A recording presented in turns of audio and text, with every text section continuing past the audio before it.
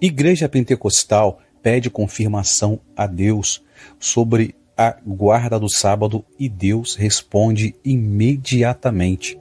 Após um debate com o pastor, membros de uma igreja passam a guardar o sábado e se tornam adventistas do sétimo dia após conhecerem a verdade sobre a guarda do sábado. Acompanhe agora esse lindo testemunho e que Deus vos abençoe. Eu vou terminar contando uma experiência de um amigo lá da minha cidade. Ele se batizou junto comigo. Chama-se Werber. Cara, tremendo cristão. Ele, como eu disse, se batizou junto comigo e continua. Ele mora lá na cidade até hoje. E há um tempo atrás ele me contou uma história que eu já compartilhei em alguns lugares. E eu sempre faço questão de compartilhar essa história, porque mostra o quanto Deus pode utilizar cada um de nós. Ele deu estudo bíblico para uma família pentecostal. A família aceitou a nossa mensagem adventista, com relação à nossa mensagem bíblica com relação à alimentação, com relação ao sábado, com relação ao estado dos mortos. Essa família toda concordou, disse, não tem dúvida que essa mensagem é a mensagem da Bíblia, não tem dúvidas com relação a isso. Só que a igreja adventista é muito sem graça, cara, é muito chata. E a família não queria ir para a igreja adventista, queria continuar na igreja pentecostal deles. Eles lá tinham os amigos e a gente entende isso, né? E realmente tem igreja adventista que realmente não tem que aguente, né, gente? Vocês têm que concordar que tem umas igrejas adventistas que dá trabalho. E dá um trabalho. E aí, essa família continuou na igreja pentecostal, guardando o sábado, não comia carne de porco, acreditava no estado dos mortos, como a Bíblia ensina, e começou a gerar um problema dentro da igreja, na igreja pentecostal deles. Por quê? Porque, poxa vida, todo mundo guardando domingo e essa família aqui guardando sábado. E sempre que tinha uma discussão lá, essa família mostrava versos da Bíblia e gerava um problema. Que então chegou um momento que o pastor da igreja disse, eu vou trazer um professor de teologia da universidade para explicar o problema. Fizeram uma reunião com todos os membros da igreja, o professor de teologia veio e passou lá não sei quanto tempo explicando por que o sábado não é o dia do Senhor, que não é para guardar o sábado, fez toda aquela explicação. No fim da explicação, o pai daquela família se levantou e disse, professor, posso fazer uma pergunta? E o professor disse, sim, qual é a pergunta? Ele disse, é pecado guardar o sábado? E o professor, rapaz, pecado não é. E aí aquele senhor tão humilde disse, e por que vocês estão com raiva se eu faço algo que não é pecado? Gerou uma confusão maior, aquela família foi expulsa da igreja, e junto com a expulsão, outros membros decidiram sair também, e foram para a igreja chata da igreja adventista, né? Se mudaram para a igreja adventista de vez. Acontece que o ancião dessa igreja pentecostal ficou muito triste e com raiva, obviamente. Ficou triste com aquilo que tinha ocorrido e não queria nem ver o meu amigo, né? Porque meu amigo foi, na verdade, o causador de tudo isso, porque ele havia dado estudos bíblicos. E aí, nessa situação, esse ancião da igreja se torna pastor e fica líder, se não me engano, de 2 pequenas igrejas.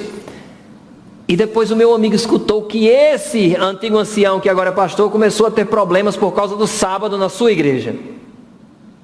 E ele então decide telefonar para aquele pastor e conversar com ele. E o meu amigo disse para mim, Rivelino, eu não sabia o que dizer, mas eu peguei o telefone e liguei para ele e disse, o telefone tocou, quando o cara atendeu, eu disse, olá irmão. E não sabia, Rivelino, eu não sabia o que dizer. E eu simplesmente disse, pastor, eu estou te ligando para te oferecer um estudo bíblico de Daniel e Apocalipse e eu te dou um certificado no final. Olha só. E houve um silêncio. E o meu amigo, ele naquele momento que disse isso, ele começou a parar para pensar, o que eu estou dizendo? Aí o pastor disse, irmão, você não sabe a alegria que eu sinto em ouvir a tua voz. Aí o meu amigo, o quê? Você deve estar sabendo que nós enfrentamos também um problema na igreja que eu sou pastor agora, sobre o sábado, né? Aí ele disse, sim, eu ouvi falar. Você sabe o que aconteceu? Ele disse, não, foi que houve. No fim de semana passada, eu levei a igreja inteira, as duas igrejas, para um acampamento, para nós orarmos, para que Deus nos revelasse se era o sábado ou o domingo. E todos os membros foram juntos e começaram a orar. Você sabe como é, os pentecostais oram mesmo, né? E meia-noite, 1h, e o pessoal orando, né? Isso era na praia, numa praia deserta, eles todos orando, e já de madrugada, de repente, do nada, aparece um cara só de calção, todo sujo, e o cara entra no meio do acampamento e diz, quem é o pastor? Agora imagina a situação, no Brasil, madrugada, um cara todo sujo, só de bermuda, quem é o pastor? O cara, né, morrendo de medo, sou eu. Aí o homem diz, eu tenho uma mensagem do Senhor para ti, você está preparado? E o pastor, diga. E o homem falou, em alguns dias, um dos meus filhos, um homem do meu povo, vai te ligar, te oferecendo um estudo bíblico de Daniel e Apocalipse, com certificado no final, escute-o. Quando o Verme me contou isso, eu comecei a chorar, e ele disse, eu também estou chorando. Você já imaginou ser chamado de um dos meus filhos, um homem do meu povo? Olha o privilégio que esse meu amigo teve.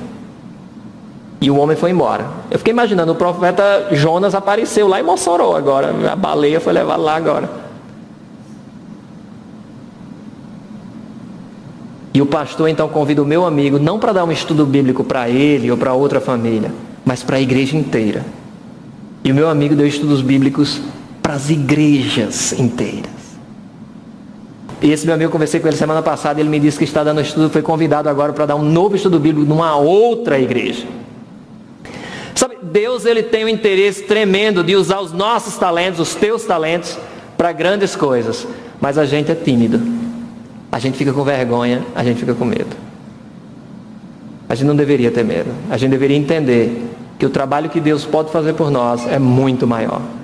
Nada do que você tem, nada dos seus títulos, nada que você possa se orgulhar, Deus precisa. Ele precisa de você entregue a Ele. É hora dos remanescentes observantes mostrar às nações como elas podem se relacionar com o seu Criador. À luz do Messias, no fim dos dias, toda a humanidade reconhecerá e honrará o sábado. E acontecerá que desde uma lua nova até a outra, e de um sábado a outro, toda a carne virá adorar diante de mim, diz o Senhor. Isaías capítulo 63, versículo 23. Ao não instruir as nações do mundo sobre a sua exigência de lembrar-se do sábado, impedindo-os de tornar parte dos sábados, os remanescentes impedirão que a plena luz de Jesus seja revelado ao mundo. Feliz é o homem que faz isso, o homem que se apega a isso e que guarda o sábado e não profana, e impede que sua mão de fazendo qualquer mal. Não deixe o estrangeiro que se apegou ao Senhor, diz o Senhor, me separará do seu povo. E não diga o eunuco, sou uma árvore seca, pois assim disse o Senhor. Quanto aos eunucos que guardam a minha aliança e os meus sábados, que escolheram o que desejo e se apegam à minha aliança, eu lhes darei na minha casa e dentro dos meus muros um monumento e um nome melhor que os filhos e filhas. E darei-lhes um nome eterno que não perecerá. Quanto aos estrangeiros que se apegam ao Senhor para ministrar a Ele e amar o nome do Senhor, para ser seus servos, todos os que guardam o sábado e não o profanam, e que se apegam à minha aliança, eu os levarei ao meu monte sagrado e deixei-os se alegrar em minha casa de oração. Suas ofertas queimadas e sacrifícios serão bem-vindos no meu altar, pois minha casa será chamada uma casa de oração para todos os povos. Isaías capítulo 56, versículo 2 até o versículo 7.